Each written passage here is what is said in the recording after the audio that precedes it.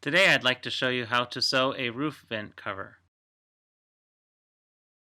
First, you need to measure the circumference of your vent. Next, measure the height of the vent.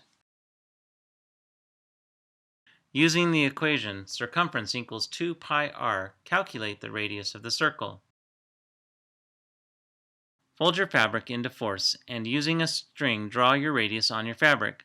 I did mine at 9 inches to include a little extra seam allowance. Then cut your circle out.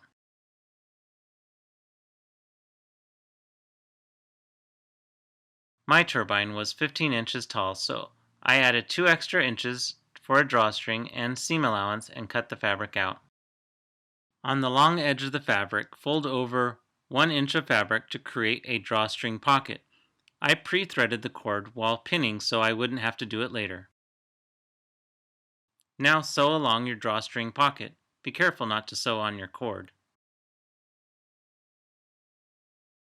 Next, fold over the fabric and sew it up the edge to create a tube that is 15 inches tall with a circumference of 52 inches. With everything still inside out, pin your circle to the top of the tube, leaving the drawstring at the bottom. Then sew these two pieces together. Make sure to sew slowly so you don't sew any folds into the fabric. Turn your vent cover fabric right side out, and it should fit right over the top of your vent. Placing a fabric vent cover on your turbine allows your attic to breathe while not losing heat out of your attic. For more home projects, check out simplepracticalbeautiful.com.